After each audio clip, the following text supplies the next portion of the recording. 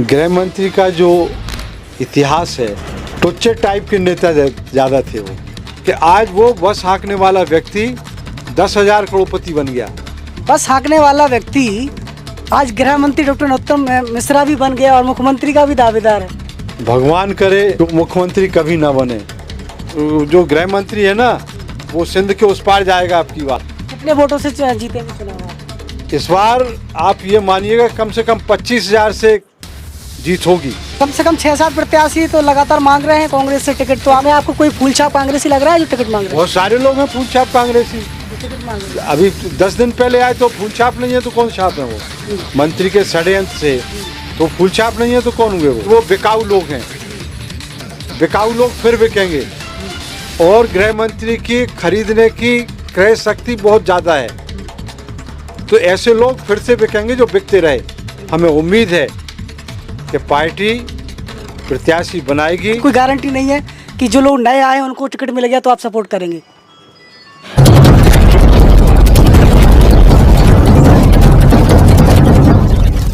नमस्कार, आपकी जन अदालत न्यूज़ से मैं हूं राजा भैया पाल। मैं इस समय दतिया विधानसभा में हूं, जहां पर एक ऐसी शख्सियत के साथ आज खास इंटरव्यू, जो कि एक आंदोलनकारी नेता माने जाते हैं।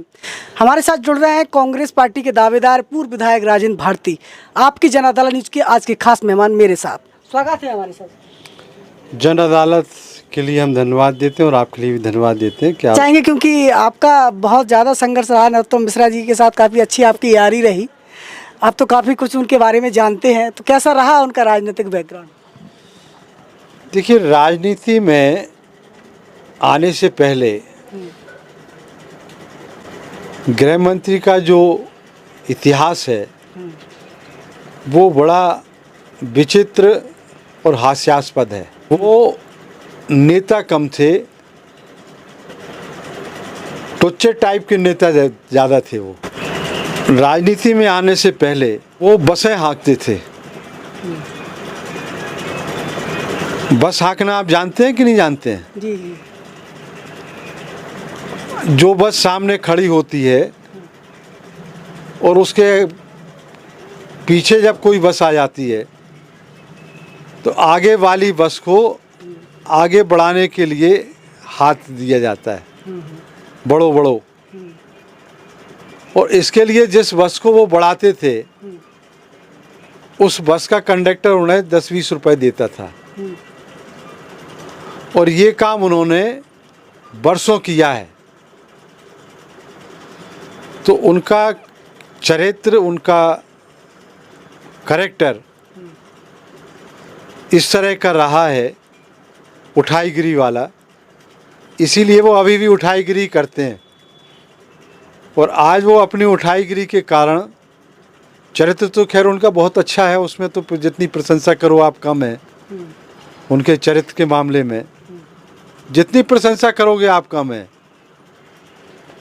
तो आज वो 10,000 करोड़ के कम से कम मालिक हैं। बस हाँकने वाला व्यक्ति राजनीति में आने के बाद यदि 10,000 करोड़ का मालिक बन गया तो आप खुद सोच सकते हैं, इसका आंकलन मूल्यांकन आप खुद कर सकते हैं, स्वयं कर सकते हैं कि कितना भ्रष्टाचार और बेईमानी की होगी। 10,000 करोड़ का आपने किया है, तो आप कैसे कह सकते हैं कि 10,000 करोड़ की संपत्ति है उनके पास? उनकी संपत्ति बहुत ज़्यादा है। ग्वालियर में, डबरा में, बम्बई में, गोवा में, कहाँ नहीं है देश के कोने में।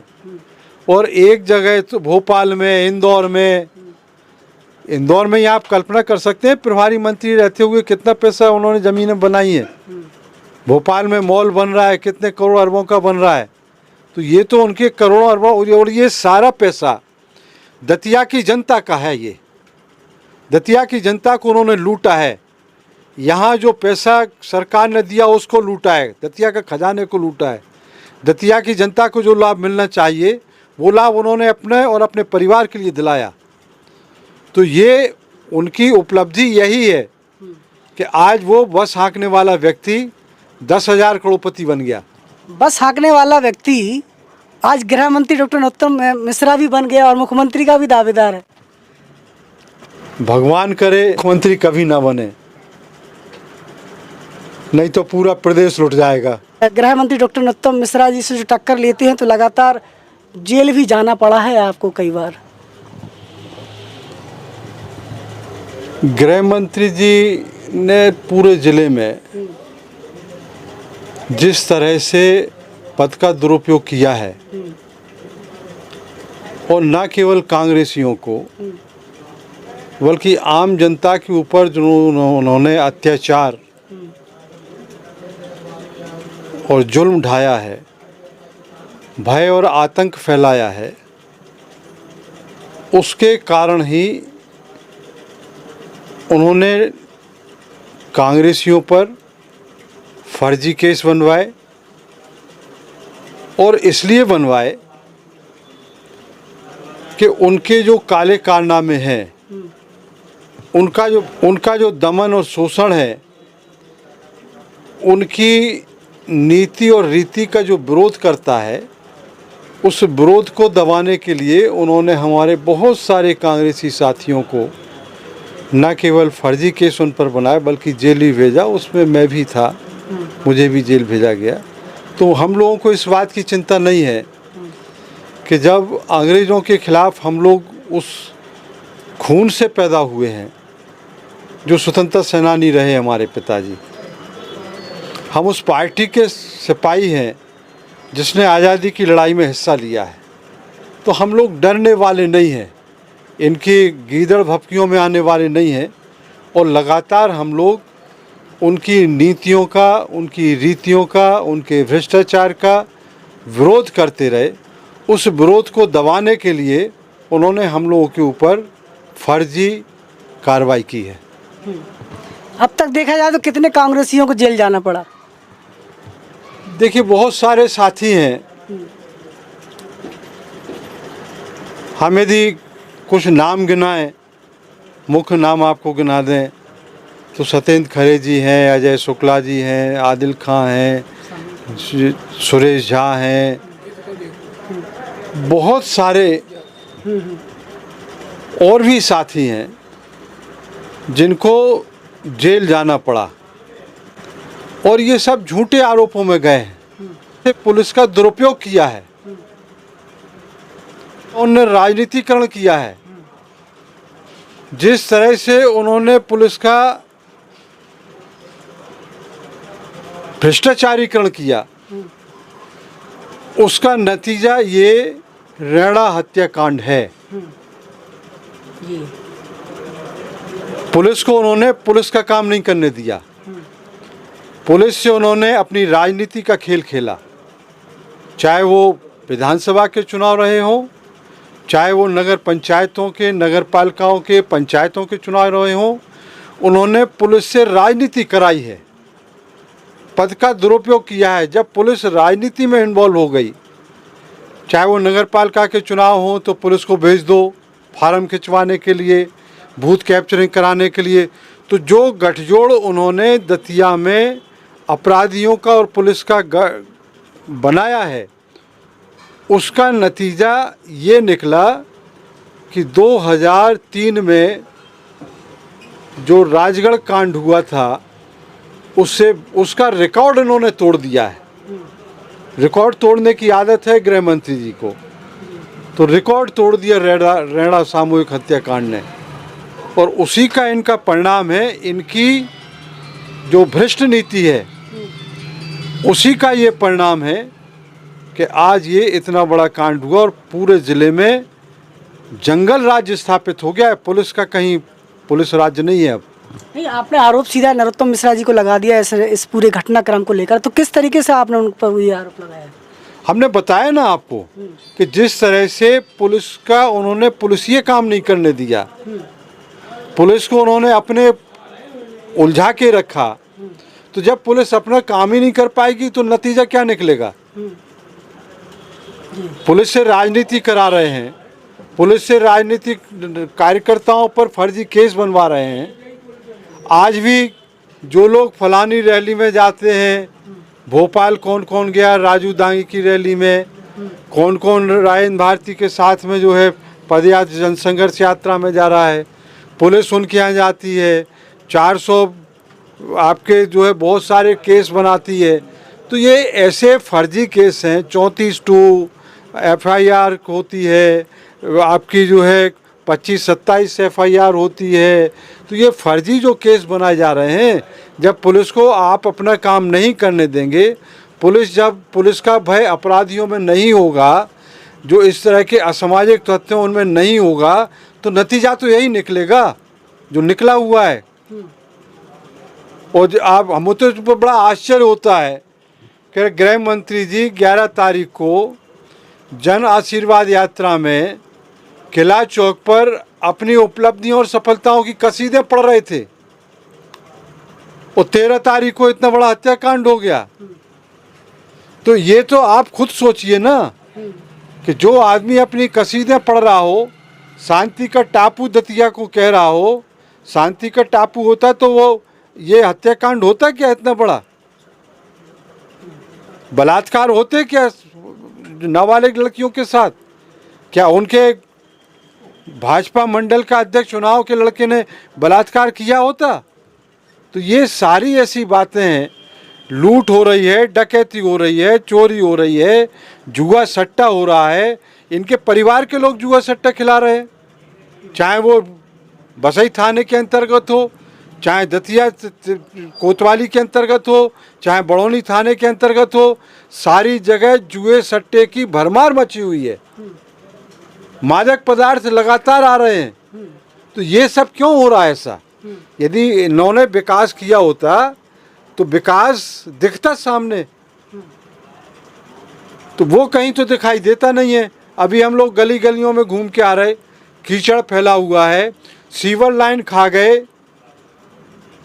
पेयजल योजना खा गए, सीता सागर खा गए, इतनी सारी योजनाएं उनके पेट में हजम हो गई। जनता समझती नहीं है इन सब बातों को। तो आज से 15 साल पहले जो दतिया का स्वरूप था, क्या वही स्वरूप आपको दिखाई दे रहा है अभी भी? देखिए, जनता का दतिया का जो स्वरूप था वो भाईचारे का था, मोहब्बत का था। लोग एक दूसरे का मान सम्मान इज्जत किया करते थे, लोग शांति से रहते थे। इस तरह से नहीं रहते हैं, लोग अशांति से रह रहे हैं। तो उस समय का वातावरण दतिया का बहुत अच्छा था, और हम चाहते हैं कि दतिया का वातावरण आज से 25 साल पुराना फिर से वापस लौटे, भाईचारे का, मोहब्बत का, ये लौटे। और ये हम चाहते हैं कि मंत्री जी इस बार यहाँ से विदा लें, जनता उनको विदा करे और उनसे छुटकारा पाए। सवाल हमारा वही है कि जो 15 साल पहले दतिया का चेहरा दिखता था, आपको नहीं लगता कि दतिया की जो सड़कें थी तो वो सड़कों में परिवर्तन हुआ है? आपका मेडिकल कॉलेज तैयार हो गया है, आपका हवाई पट्टी से लेकर के इतना सारा जो विकास कार्य हुआ है, क्या आपको लगता है कि ये नज़रअंदाज करेंगे आप इस विकास को? देखिए, मेडिकल कॉलेज केंद्र में यूपीए की सरकार थी, गुलाम नबी आज़ाद स्वास्थ्य मंत्री थे। कांग्रेस की सरकार ने 158 करोड़ रुपए आवंटित किए थे, और वो जो पत्र था, सैंक्शन पत्र, वो 21 फरवरी 2014 का है। मोदी सरकार आई थी मई 2014 में, वो हमारे पास पत्र रखा हुआ है। तो उसमें गृह मंत्री का कोई योगदान नहीं है। जहाँ तक सड़कों की बात है, तो हर समय में समय की आवश्यकता के अनुसार जितनी भी, चाहे वो राज्य सरकारें हो चाहे वो केंद्र सरकार हो, आवश्यकता के अनुसार फंड लगातार आते रहे हैं, मिलते रहे हैं। सड़कें भी बनी हैं, रोड भी डले हैं, सीसी रोड भी बने हैं, पेयजल योजना भी लागू हुई है, टंकियां भी बनी हैं। लेकिन इस तरह के भ्रष्टाचार कहीं देखने को नहीं मिला। आज आप कहीं भी जाइए तो सुविधाएं और सेवाएं नदारत हैं। किसी भी कार्यालय में, किसी भी ऑफिस में, चाहे अस्पताल में जाइए, चाहे आप कोतवाली में जाइए, पुलिस में जाइए, तहसील में जाइए, सेवाएं और सुविधाएं कहीं आपको नहीं मिल रही। बिल्डिंगें खड़ी दिखाई दे रही हैं, तो बिल्डिंगें, स्कूल की बिल्डिंग बन गई, अस्पताल, मेडिकल कॉलेज बन गया, अस्पताल बन गया। क्यों बन गया? क्योंकि उसमें कमीशन खाने को मिलता है, खरीदी में कमीशन खाने को मिलता है। तो निर्माण कार्य और खरीदी ये 2 ही काम हुए हैं गृह मंत्री के कार्यकाल में जिसमें उनको करोड़ों अरबों रुपए कमीशन मिला। कितना कमीशन मिला होगा लगभग? वो एक सरदार जी ने अपना वीडियो जारी करते हुए कहा था, उनके सामने स्पीच दी थी सरदार जी ने, अब नाम हम लेना नहीं चाहते हैं, वीडियो देख लीजिए आप। उनने कहा था कि दादा कम से कम 75% तो इसमें कमीशन खोरी होती है, दादा ही के सामने कहा था उनने। तो इससे बड़ा प्रमाण क्या होता है कि एक नागरिक मंत्री के सामने ही कह रहा है कि 75% की कमीशन खोरी होती है, और उसका उन्होंने खंडन नहीं किया आज तक। उस आम नागरिक का जो उसने आरोप लगाया भ्रष्टाचार का, कमीशन खोरी का, उन्होंने गृह मंत्री ने आज तक खंडन नहीं किया उसका। उसको प्रताड़ित अवश्य किया, उसके बच्चों को प्रताड़ित किया, तो उसने पूना भेज दिए पढ़ने के लिए, बाहर भेज दिया बच्चों को। उसका जवाब देने के बजाय उसके बच्चों को और उसको प्रताड़ित किया गया। ये है दादा के विकास की कहानी। जी जी। तो जिस प्रकार से आपने बताया, तो आपके तो कई कांग्रेसी भाजपा में शामिल हो गए। देखिए, जो भाजपा में गए हैं वो कांग्रेसी हैं ही नहीं, उनको हम कांग्रेसी मानते नहीं हैं। जी। जो सांप्रदायिक पार्टी में जाए, जो लोगों को लड़ाए, नफरत फैलाए, ऐसी पार्टी में जो व्यक्ति जाता है वो केवल अपने स्वार्थ के लिए जाता है, जुआ सट्टा उसको खिलाना है, उसको दूसरे और गलत काम करना है, इसलिए वो दादा के संरक्षण में गया, मतलब बीजेपी में नहीं गया। जब वो कांग्रेस में थे तब वो कांग्रेसी थे, भाजपा में जाने के बाद वो इस तरीके से आपने कहा है। नहीं, बहुत सारे फूल छाप कांग्रेसी है ना, तो फूल छाप कांग्रेसी गए, आज भी कुछ फूल छाप हो गए, कुछ नए लोग भी आ गए, तो वो भी फूल छाप है, उनकी मानसिकता भी फूल छाप है, आरएसएस के हैं, बीजेपी के हैं, लेकिन आ गए। कौन आ गए? अब ये आप जानकारी लीजिए कौन आ गए। जो लोग आए हैं वो उनके बारे में आप जानकारी लीजिए। मंत्री ने ही षड्यंत्र करके उनको भेजा है। तो आपकी राय कितना आसान होगी फिर, जब आप पार्टी यदि आपको टिकट देती है, तो आपको लगता है कि आपकी राय आसान होगी मंत्री से सामना करने के लिए? देखिए, कांग्रेसी साथ होंगे। देखिए, हमारी राय जनता आसान करेगी, और जो निष्ठावान कांग्रेसी हैं वो आसान करेंगे। पार्टी में संघर्षशील, निष्ठावान, लड़ाकू कांग्रेसी हैं, और जनता अब सब कुछ समझ गई है। तो इनके सहयोग से और इनकी समझदारी से बैतरणी पार होगी, और जो गृह मंत्री है ना वो सिंध के उस पार जाएगा। अब की बार कितने वोटों से जीतेंगे चुनाव आप? इस बार आप ये मानिएगा कम से कम 25,000 से जीत होगी। बड़ा बयान आ चुका है यहाँ पर राजेंद्र भारती का दतिया से कि 25,000 वोटों से चुनाव जीतेंगे गृह मंत्री जी से। बड़ा सवाल ये भी करना चाहेंगे, यदि आपको लगता है कि गृह मंत्री डॉक्टर उत्तम मिश्रा से आप मुकाबला कर पाएंगे लगातार, जिस तरीके से जो आपको हताशा मिल रही है, इस बार जीतेंगे आप? देखिए, हम चुनाव हारे हैं, हताश नहीं हुए। आप हताशा की बात मत करिए, हताश नहीं हुए। हम लोग जीवट के धनी हैं, संघर्षशील हैं, और हार मानने वाले लोगों में नहीं है। और ये तो 3 बार के चुनाव के परिणाम आपको बता रहे हैं कि 3 बार के चुनाव के परिणाम, उन्होंने 2018 का चुनाव परिणाम भी देख लिया, और उनकी हार इस बार सुनिश्चित है। और इसी हार को देख के कुछ लोग, नए लोग भी ख्वाब देख रहे हैं। संघर्ष नहीं किया, टिकट मांग रहे हैं। संघर्ष नहीं किया, टिकट मांग रहे हैं, जैसा आप कह रहे हैं। हाँ। लेकिन जनता और कांग्रेसी, जो वो कांग्रेसी जिसने संघर्ष किया है, जो एक दूसरे के दुख सुख में साथ में रहे हैं, जनता के सुख दुख में साथ में रहे हैं, जनता की लड़ाई लड़ते रहे हैं, जनता उनका काम, उनका सहयोग करेगी। ऐसे लोगों का सहयोग ना कांग्रेसी करेंगे और ना जनता करेगी। तो कम से कम 6-7 प्रत्याशी तो लगातार मांग रहे हैं कांग्रेस से टिकट, तो आपको लग रहा है कि इन लोगों को टिकट नहीं मिलेगा तो ये राजेंद्र भारती के साथ देंगे? नहीं, अब ये पार्टी तय करेगी। कि किसको टिकट देना है नहीं देना है। तो इनमें आपको कोई फूल छाप कांग्रेसी लग रहा है जो टिकट मांग रहे हैं? बहुत सारे लोग हैं फूल छाप कांग्रेसी जो टिकट मांग रहे हैं। अभी 10 दिन पहले आए तो फूल छाप नहीं है तो कौन छाप है वो। जी 10 दिन पहले कांग्रेस में आ गए मंत्री के सह से, जी मंत्री के षड्यंत्र से, तो फूल छाप नहीं है तो कौन हुए वो। तो ये सारे लोग साथ देंगे कि नहीं देंगे, ये इसका आपको कोई फर्क पड़ेगा इनके आने से या जाने से? नहीं, ऐसे लोगों से कोई फर्क नहीं पड़ेगा, क्योंकि हम जानते हैं कि वो बिकाऊ लोग हैं। बिकाऊ लोग फिर बिकेंगे और गृह मंत्री की खरीदने की क्रय शक्ति बहुत ज़्यादा है, तो ऐसे लोग फिर से बिकेंगे जो बिकते रहे।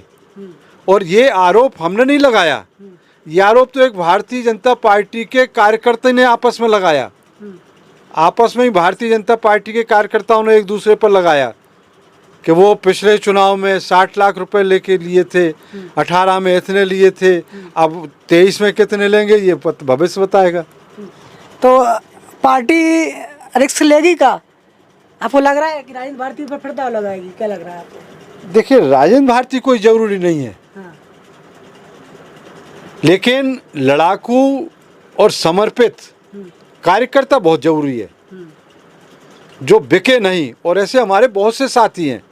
तो आपसे अच्छा कौन हो सकता है? हमसे अच्छे बहुत से लोग हैं जो निष्ठावान हैं, लड़ाकू हैं, जेल गए हैं, बहुत से लोग हैं हमारे कार्यकर्ता, और उनमें ज़्यादा वो लड़ने की शक्ति है, ताकत है। जनता उनके साथ में, कांग्रेसी कार्यकर्ता उनके साथ में, बहुत से हमारे साथी हैं। ऐसे हम अकेले नहीं हैं, बहुत से साथी हैं हमारे। इतनी उम्मीद है कि कांग्रेस पार्टी आपको उम्मीदवार बनाएगी? देखिए, ये पार्टी के ऊपर निर्भर करता है कि पार्टी उम्मीदवार बनाएगी, लेकिन ये पार्टी ने जो गाइडलाइन बनाई है उस गाइडलाइन से हम बाहर हैं। गाइडलाइन ये है कि 20,000 से कोई हारा हो तो उसको टिकट नहीं दिया जाएगा। तो हम 2,500 से वोट से हारे हैं। जी बिल्कुल। दूसरी गाइडलाइन ये है कि 2 और 3 बार से ज़्यादा कोई हारा हो तो हम कांग्रेस पार्टी से केवल 2 बार हारे हैं। 2023 साल बाद हमको ज्योतिरादित्य सिंधिया, माधवराव सिंधिया ने 23 साल टिकट नहीं मिलने दिया। बड़ा 23 साल बाद हमको टिकट मिला 2013 में। जो मत 2008 में कांग्रेस को, कांग्रेस प्रत्याशी तीसरे नंबर पर गए थे, 19,000 वोट मिला था। 2013 में हमने उसको 44,000 पर पहुंचाया और 13 के बाद 2018 में उसको 70,000 पर पहुंचाया। और उसके पहले जनता के आशीर्वाद से हम समाजवादी पार्टी से चुनाव जीते हैं, बीएसपी से हम चुनाव लड़े थे तो दूसरे नंबर पर रहे हैं। तो वो जनता के आशीर्वाद से हमारी व्यक्तिगत उपलब्धि है, उसमें हमारे सारे साथियों का योगदान है। तो निश्चित रूप से हम उस क्राइटेरिया से बाहर रहते हैं और इसके आधार पर हमें उम्मीद है कि पार्टी प्रत्याशी बनाएगी और हमारे अलावा यदि किसी और को प्रत्याशी बनाती है तो वो ऐसे कार्यकर्ता और कांग्रेसी होना चाहिए जो पिछले 15 सालों से गृह मंत्री से लड़ते रहे हैं। दतिया में जिस तरीके से आपने कहा कोई विकास कार्य नहीं हुआ, राजेंद्र भारती जी क्या विकास करेंगे दतिया में? किस प्रकार का आपने विजन तैयार किया है अपना? देखिए, हमारा जो विकास का तरीका है और जो रहा है, हमारे पिताजी ने 1952 से लेके जब देश आज़ाद हुआ 1950 में, विंध्य प्रदेश में ये दतिया जिला गया था। उस समय कॉलेज था, डबरा में कॉलेज नहीं था उस समय, जीवाजी यूनिवर्सिटी नहीं थी, दतिया कॉलेज था। और दतिया कॉलेज उस समय सागर यूनिवर्सिटी से मान्यता प्राप्त था। स्कूल था number, high secondary school number 1, ठंडी सड़क थी जो सबसे ड्रीम वो सड़क कहलाती है। ये सारी चीज़ें थीं। 1962 में पेयजल योजना आई, टंकियाँ बनी और आपका जो है एक्सचेंज आया, telephone exchange, TV relay centre आया, रेलगाड़ियां रुकी, और जो भारतीय जनता पार्टी के कार्यकर्ता और नेता कहते हैं कि 70 साल में क्या हुआ, वो उन्हीं स्कूलों में पढ़े हैं, कांग्रेस की स्कूलों में जो कांग्रेस टाइम में बनी थी। जी, ये तो आपकी बात होगी, आपको उस समय किया है। आप वर्तमान देख रहा है, वर्तमान का मतदाता देख रहा है, जो 18 साल की उम्र जिसकी हो चुकी है पूरी, उनका सवाल है कि आप क्या विकास करेंगे। देखिए, हमारी सबसे पहली जो ज़रूरत होती है, जैसा हमारे पिताजी ने किया, सबसे बड़ी देन यहाँ की आज जो दतिया जिला समृद्धशाली है, वो सिंचाई के साधनों के कारण है। राजघाट परियोजना सबसे बड़ी देन है। उसके बाद हमारे द्वारा सिंध परियोजना से दतिया के गांव जोड़े गए। मंत्री जी ने राम सागर से शुरुआत की थी, आज तक सिंचाई नहीं होती है। वो जो कौन सी योजना से वो लाए थे एक बांध से, वो आज तक वहाँ से सिंचाई नहीं होती।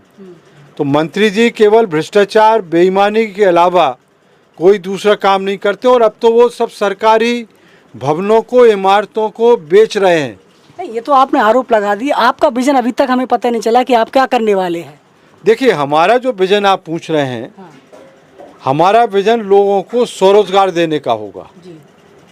हमारा विकास ऐसा होगा जो भ्रष्टाचार जिसमें नहीं होगा। बारादरी की तरह जो 2 बारादरी बनी उस तरह से गिरेगा नहीं, सड़कों में गड्ढे नहीं होंगे। सरकार पैसा देती है और ये पैसा जनता का है, ये किसी का पैसा नहीं है। जनता का पैसा जो फंड आते हैं, उन फंडों से उसका सही सदुपयोग होगा। नंबर 1 बात। नंबर 2, हम लोग यहाँ कोशिश करेंगे कि बहुत बड़ा कोई कारखाना और फैक्ट्री आए एग्रो वेस्ट पर। यहाँ तो बड़ा दुर्भाग्य है कि एक फैक्ट्री थी यहाँ एग्रो सॉल्वेंट, मंत्री जी ने उसी में से सड़क निकलवा दी, बंद करवा दी। वो वहाँ लोग रोजगार की जगह बेरोजगार हो गए। तो मंत्री जी तो उजाड़ पसंद करते हैं। डबरा उजाड़ा है, डबरा फैक्ट्री खा गए, दतिया में एग्रो सॉल्वेंट खा गए। तो उनका काम तो सब जगह सत्यानाश करने का रहता है। ये इलाका गन्ना उत्पादन का भी है, तो आप शुगर मिल भी यहाँ पर हो सकता है। शुगर बड़ी फैक्ट्री यहाँ लग सकती है।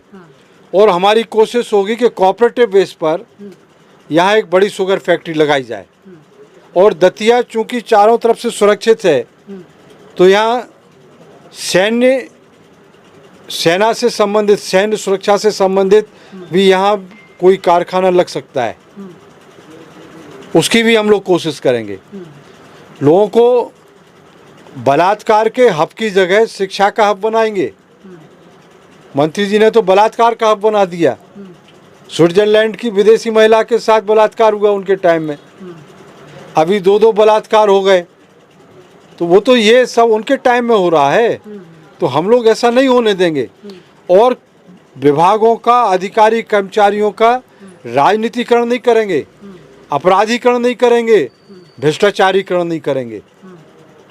इसकी क्या गारंटी है? गारंटी अभी तक रही, हम लोग रहे ना। पिछले समय में दतिया से भी लोग विधायक रहे हैं, स्योड़ा से भी रहे हैं, भांडेर से भी रहे हैं। ऐसा कार्यकाल किसी का नहीं रहा भय और आतंक का। तो ये वो कहते हैं कि भय और आतंक, अरे सबसे ज़्यादा दलाल तो उन्हीं के घर में है, सबसे ज़्यादा उन्हीं के परिवार में दलाल हैं। वो कहते हैं दलालों के ऊपर भय हम कर रहे हैं।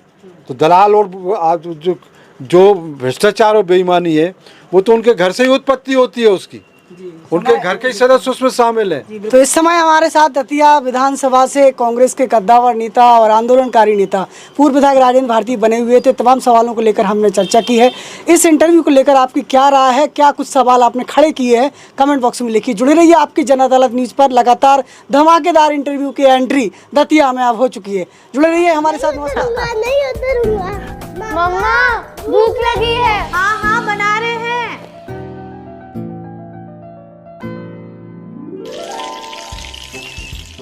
और ये रहे गर्मा गर्म ब्रेड पकौड़े। ब्रेड पकौड़ा। रसोई में लाइए रसघानी मस्टर्ड ऑयल और घर में खुशियाँ जो दिल की बीमारियों को रखे आपसे कोसों दूर। इसमें विटामिन ए, डी और ई भी है विथ मूफा एंड ओमेगा 3। रसघानी कच्ची घानी प्योर मस्टर्ड ऑयल, वचन शुद्धता। रसघानी कच्ची घानी प्योर मस्टर्ड ऑयल।